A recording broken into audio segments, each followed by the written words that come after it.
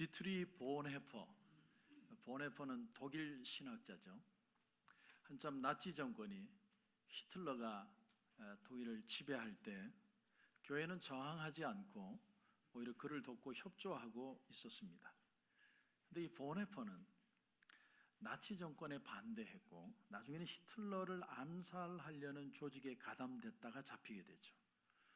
결국 감옥에 갇히게 되고 2년 후에 수용소에서 사형을 당합니다. 근데 그는 감옥 안에서도 당당했대요. 그리고 마지막 사형을 당하는 날 아침 하나님 앞에 간절히 기도하고 담대하게 죽음을 맞이했답니다. 그런데 그가 사형 당하기 몇 달 전에 시를 하나 지었습니다. 제목이 뭐냐면 나는 누구인가 라는 시입니다. 나는 누구인가 하는 시를 지은 겁니다. 나는 누구인가. 남들은 감방에서 나오는 나의 모습이 침착하고 고요하고 절도 있어 마치 성에서 나오는 영주 같다는데 나는 누구인가. 남들은 간수들과 이야기하는 나의 모습이 자유롭고 친절하고 분명하여 마치 내가 명령을 내리는 사람 같다는데 나는 누구인가. 남들은 불행한 나날을 평온과 웃음과 자긍심으로 견뎌내는 내 모습이 마치 승리에 익숙한 사람 같다는데 남들이 말하는 내 모습이 진짜 나인가? 아니면 나 스스로 아는 내 모습이 진짜 나인가? 세상에 갇힌 새처럼 불안하고 그리움으로 가득한 나, 목 졸린 사람처럼 숨 쉬려고 바둥대는 나, 색깔과 꽃, 새소리에 굶주린 나, 다정한 말과 인간적인 가까움에 목마른 나, 방자한 행동과 작은 모욕에도 치를 떠는 나, 좋은 일에 대한 기대로 가득 찬 나, 아득히 멀리 있는 기쁨을 무력하게 갈망하는 나, 기도, 생각, 일에 지쳐 멍한 나, 지쳐서 모든 것에 작별을 구하고 싶은 나. 나는 누구인가?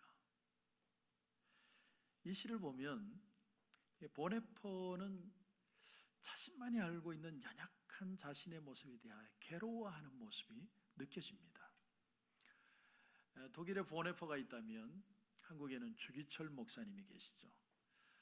안희숙 여사가 그의 책에서 주기철 목사님의 모습을 이렇게 묘사했습니다.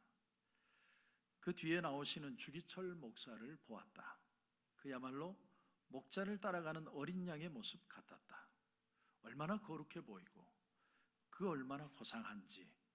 햇빛을 못 본 그의 조각상 같은 미모의 얼굴은 맑고 희며 발산되는 듯이 느껴지는 그의 순교열은 뜨거운 인상을 내 마음속에 새겨주는 것 같았다. 같은 감옥에서 생활을 하는데도 그 사람들에게는 주기철 목사님은 거룩해 보였다는 거예요. 근데 한 번은 감옥살이 할 때 목사님 소원이 뭡니까? 누군가 그런 질문을 했답니다.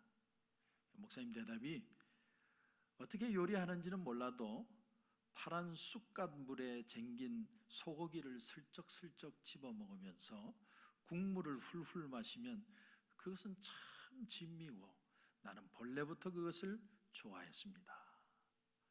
아마 추측컨대 샤브샤브가 아닐까 이렇게.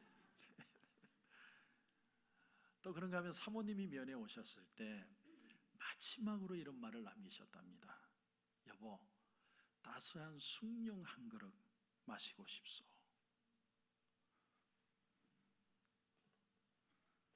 얇은 옷을 거치고 그 차디찬 감옥 바닥에서 그 삶을 지내는, 자야하는 그 4월의 평양은 참 추웠다고 합니다.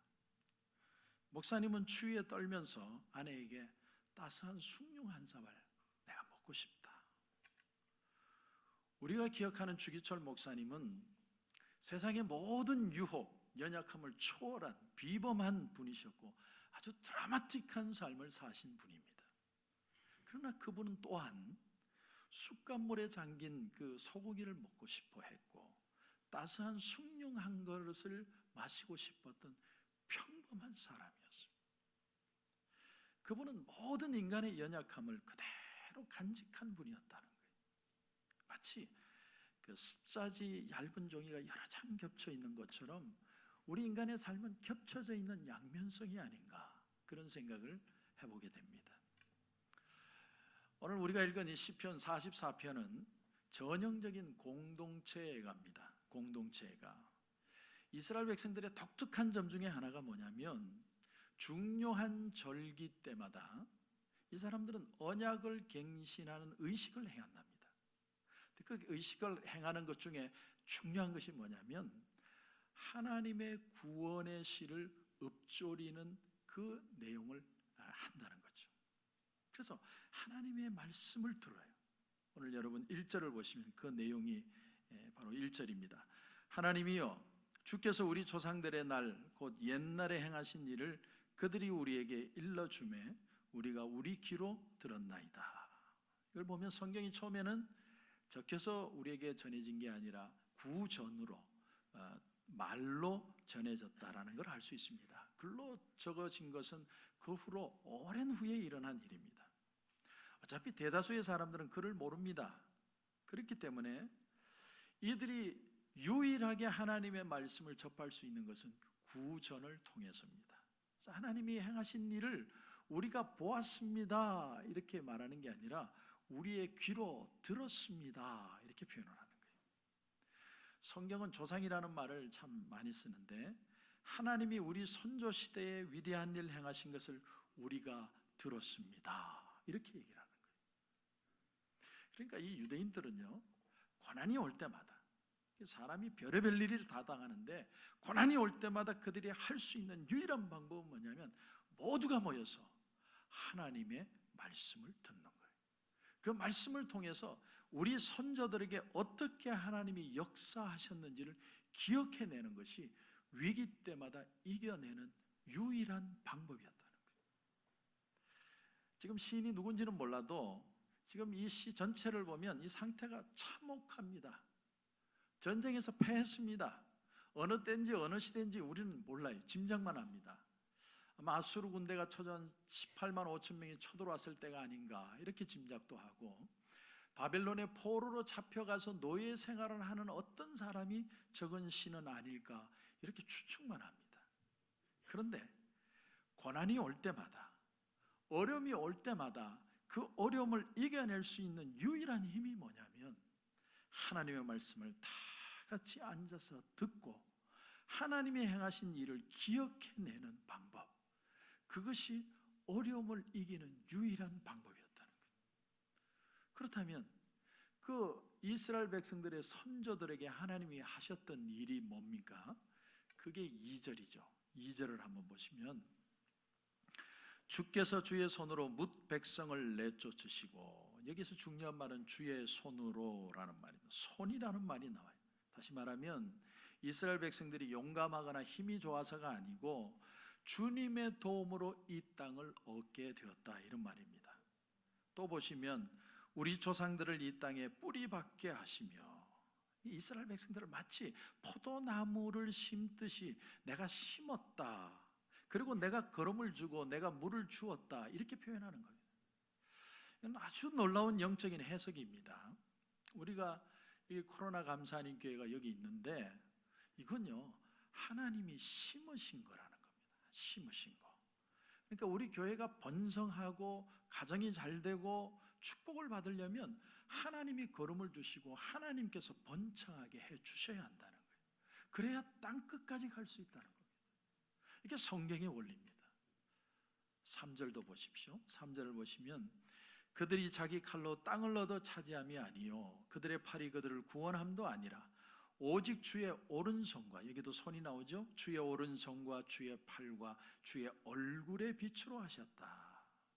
모든 일은 주님의 손으로 이루어진다라는 거예요. 그러니까 이스라엘 백성들은 자기 힘으로 이 땅을 차지한 게 아닙니다. 우리 교회가 여기에 선 건 우리가 열심히 해가지고 우리가 차지한 게 아니에요. 그래서 우리는 무용담이 없습니다.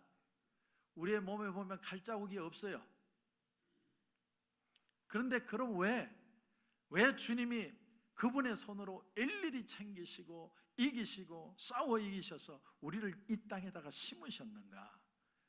이유가 3절 말미에 나옵니다. 3절 마지막에 보시면 주께서 그들을 기뻐하신 까닭이니이다. 이거 놀라운 말씀입니다. 내가 나를 보면요, 나는 잘난 것도 없고 모자라고 실수도 많고 부정적이고 사람이 이렇게 못난 사람이 없는데 주님이 기뻐하셨대요. 주님이 그들을 표현하실 때도 그들은 메뚜기 같다고 표현한 백성들입니다. 연약합니다. 아무것도 없습니다. 근데 주님이 그냥 뭔가가 땡기셔가지고 우리를 사랑하신대요. 우리 주님이 그러시는 겁니다. 그냥 좋다 니들이. 이유가 뭡니까? 몰라, 그냥 좋아. 하나님이 그렇게 얘기하시는 거예요. 이유가 없어요. 마리안 앤더슨이라는 오래된 가수가 있는데 그 가수가 부른 노래 중에 Nobody knows the trouble I've seen 이라는 우리 그 찬송가에도 있죠. 그 누가 나의 괴로 말며. 잘하는 찬송가입니다. 근데 가사가 얼마나 단순한지 몰라요. Nobody knows the trouble I've seen. 그 누가 나의 괴로움을 알까? Nobody knows but Jesus. 예수님만 아신다.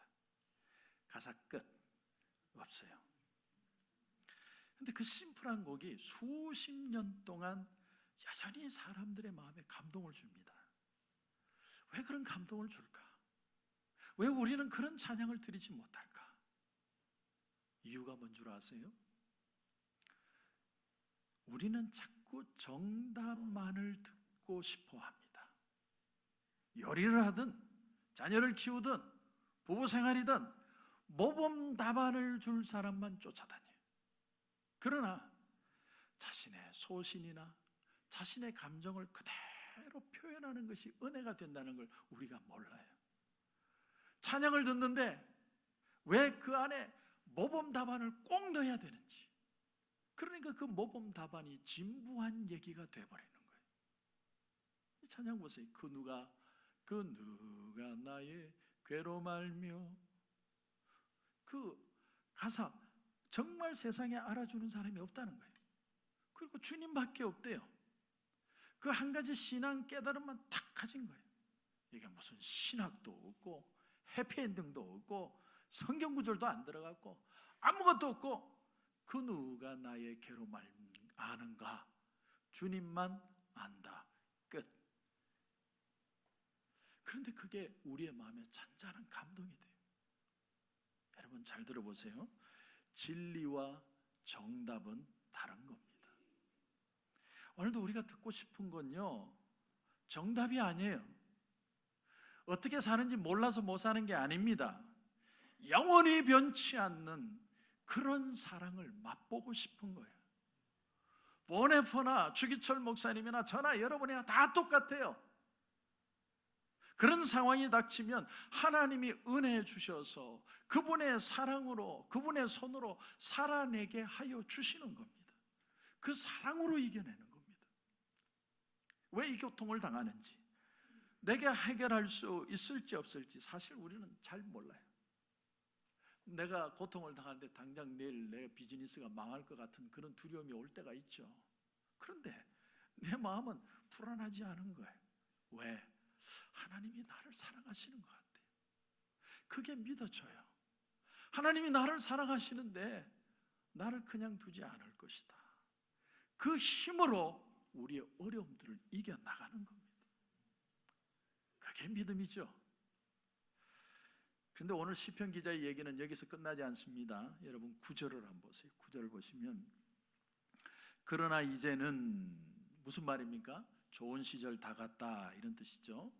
그러나 이제는 주께서 우리를 버려 욕을 당하게 하시고 우리 군대와 함께 나가지 아니하시나이다. 이제 내 운명이 쫙 바뀐 거예요. 이웃의 욕을 먹고 조롱거리가 되고 자존심이 구겨지고 부끄러움을 당하고 14절에도 한번 보십시오. 14절에도 보면 주께서 우리를 뭇 백성 중에 이야깃거리가 되게 하시며, 원어로 보면 샘 마샬 이렇게 되는데 그 뜻이 뭐냐면 조롱의 노래를 부른다 이런 거예요. 조롱의 노래를 부른다. 지금까지 내가 이렇게 불렀어요. 그 누가 나의 괴로움 알며 주님은 하신다, 이렇게 불렀는데 세상 사람들이 이제 나를 보고 노래를 부르는 거예요. 네 괴로움 아는 사람 없어, 아무도 몰라.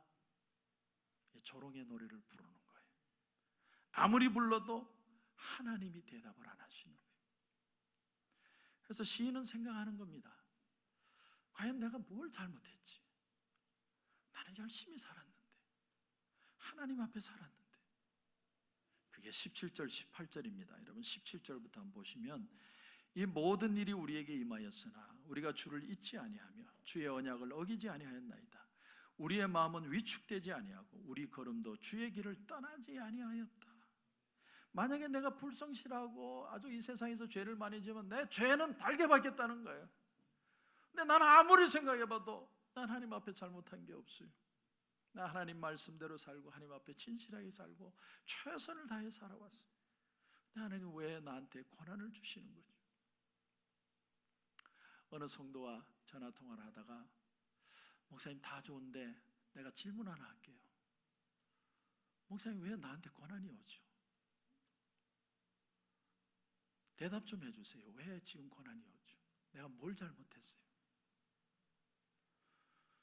나는 대답을 못 해주겠어요. 왜 고난이 오는지. 그런데 여러분 22절을 보십시오. 22절. 우리가 종일 주를 위하여 죽임을 당하게 되며 도살할 양같이 여김을 받았나이다.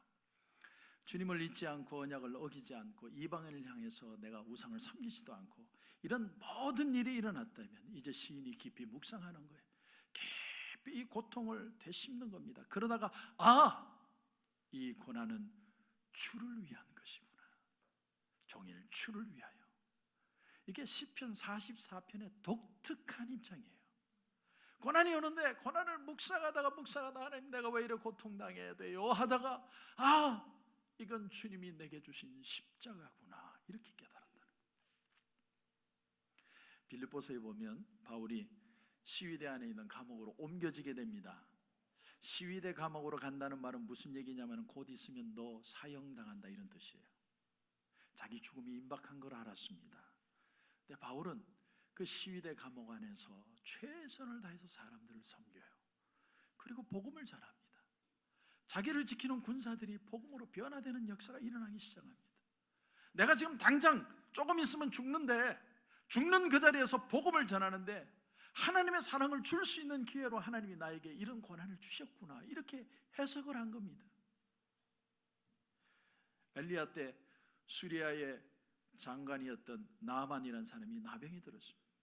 그 집에 이스라엘에서 잡혀온 계집종이 하나 있었어요. 한참 꿈 많은 나이에 잡혀와가지고 노예가 됐습니다. 얼마나 인생이 한탄스러워요. 노예로 평생 살아야 되는데. 그런데 자기 주인 나아만이 병이 들자 내 나라에는 엘리사라는 하나님의 종이 있는데 그분에게 가시면 나을 수 있습니다. 나아만이 그 계집종의 얘기를 듣고 가서 나음을 입고 하나님을 믿게 돼요. 내게 오는 고난이 이해가 안 되지만 그 고난을 십자가 안에서 해석하면 이것이 하나님이 내게 주신 찬스가 되더라. 아무리 생각해봐도 나는 잘못한 게 없는데 왜 나에게 이런 고난이 올까? 그러다가 그 기도 가운데 시인은 드디어 고백하는 거예요. 이 고난은 바로 주를 위하여 당하는 고난임을 내가 받아들이겠습니다. 이 순교적 고통을 이제는 내가 받아들이겠습니다. 그러니까 이 44편은 아주 독특한 시편이에요. 바울이요, 로마서에 가면 이 본문을 그대로 받아서 그게 해석을 붙입니다. 그것이 로마서 8장 36절입니다. 8장 36절에 가면 기록된 바 우리가 종일 주를 위하여 죽임을 당하게 되며 도살을 당할 양같이 여김을 받았나이다 함과 같으니라. 오늘 22절하고 똑같은 얘기죠. 근데 여기다가 바울은 자신의 해석을 갖다 붙입니다. 그래서 그 다음 절 8장 37절에 보면 뭐라고 되어 있냐면, 그러나 이 모든 일에 우리를 사랑하시는 이로 말미암아 우리가 넉넉히 이기느니라. 하나님의 사랑으로 우리는 넉넉히 이겨낼 수 있다. 시험이 왔어요. 고통이 왔습니다. 이해가 안 됩니다. 내가 잘못한 게 하나도 없어요. 그런데 당해야 돼요. 그때 시편의 기자는 나는 도살장의 양같이 잠잠히 있겠다라고 표현했는데, 사도 바울은 죽음 앞에서 이렇게 얘기합니다. 사랑하느니 하나님의 이름으로 나는 넉넉히 이겨내느니라. 여러분, 사랑이 이기는 거예요. 사랑. 넉넉히 이긴다는 건 충분히 이긴다는 겁니다. 충분히. 사랑하면 이기는데 미워하면 집니다. 매를 맞고도 사랑하면 이기는 것이고, 때리고도 잠 못 자면 지는 거예요. 사랑을 느끼고 사랑 속에 있고 사랑을 해야 이기는 것이고, 미워하고 절망하고 두려워하고 공포에 떨면 진 거예요. 만약에 두고 보자 하면서 혀깨 몰고 죽으면 패자가 되는 것이고, 하나님이여 이 죄를 저들에게 돌리지 마옵소서 이러면 이기고 죽는 거예요. 그러니까 보네포도 주기철 목사님도 결국은 이 하나님의 사랑으로 이겨낸 겁니다. 좀 더 나가서 고린도후서 6장 1절에 가면 바울이 이 모든 걸 정리합니다. 그러니까 바울은 구약의 말씀을 깊이 묵상해서 신약에서 자기 말로 해석을 하는 거죠. 고린도후서 6장 1절에 가면 우리가 하나님과 함께 일하는 자로서 너희를 권하노니 하나님의 은혜를 헛되이 받지 말라.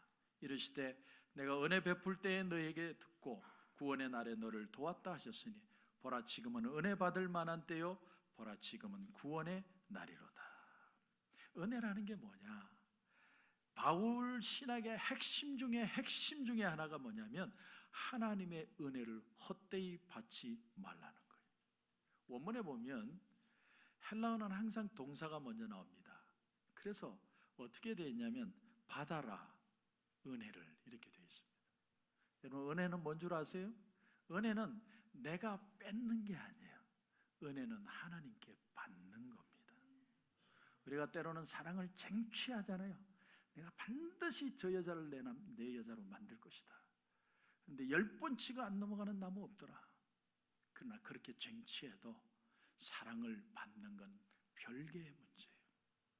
사랑은 얻는 것이나 뺏는 것이 아니라 사랑은 받아들이는 데서부터 시작하는 겁니다. 아내의 고마움을 느끼고 부모의 사랑을 느끼고, 사랑은 그래서 깨닫는 데부터 시작하는 거예요. 여러분, 이 세상에 은혜 받지 않는 사람 아무도 없습니다. 나 은혜 안 받았다고 말하는 사람만 있을 뿐이에요. 그러므로 은혜와 율법을 한번 비교해 본다면, 율법은 내가 하나님께 나가는 길이고, 은혜는 하나님께서 내게로 오시는 길입니다. 하나님이 내게 열어 보여주시는 거예요. 하나님이 은혜를 보여주시는 거예요. 그 은혜를 보여주실 때 우리의 느낌이 어떻느냐? 오늘 44편 3절 말씀에 주께서 그들을 기뻐하신 까닭이다. 주님의 기쁨을 경험하게 되는 겁니다. 여러분, 은혜라는 게 뭐예요? 기뻐하는 거예요. 하나님이 하늘로부터 우리에게 은혜를 주시면 마음의 두려움과 염려들이 다 떠나고 기뻐지는 거예요. 즐거워지는 겁니다. 왜 좋은지 몰라요. 그런데 좋아져요. 그 은혜의 힘으로 이 세상을 이겨나가는 것이 신앙의 원리라는 겁니다. 그래서 하나님의 은혜를 헛되이 받지 말아라. 우리 마음에 어두운 그림자가 있다면 은혜를 아직 못 받아서 그렇습니다. 은혜를 바로 받지 못했기 때문에, 헛되게 받았기 때문에. 그러므로 바울은 말합니다. 보라 지금은 은혜 받을 만한 때요 보라 지금은 구원의 날이로다. 은혜의 때가 있다는 거예요. 내가 지금인 이 시간이 은혜 받을 때라는 거예요. 때. 하나님 나라의 은혜의 속성 중에 하나는 시간입니다. 시기입니다. 그 때가 중요합니다. 헬라에는 시간이 두 개가 있습니다. 하나는 크로노스의 시간, 하나는 카이로스의 시간이에요. 그 크로노스의 시간은 우리 시계가 돌아가는 착각 하는 시계예요. 이 시간은 절대로 못 바꿉니다. 인생은 그냥 가는 거예요. 그러나 카이로스의 시간은 언제든지 달라질 수 있어요.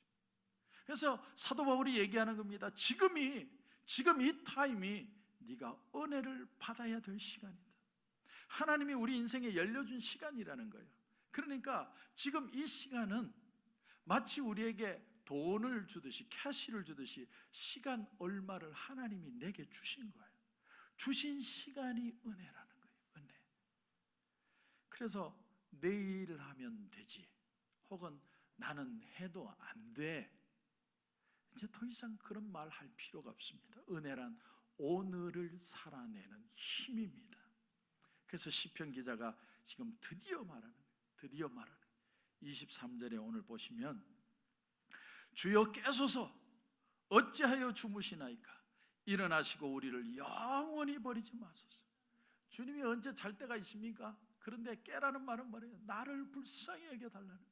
하나님, 이제 이 타이밍에 나를 불쌍히 여겨달라고. 하나님이 도와주시지 않으면 나는 일어설 수 없다고. 엘리사의 유명한 기도문이 있습니다.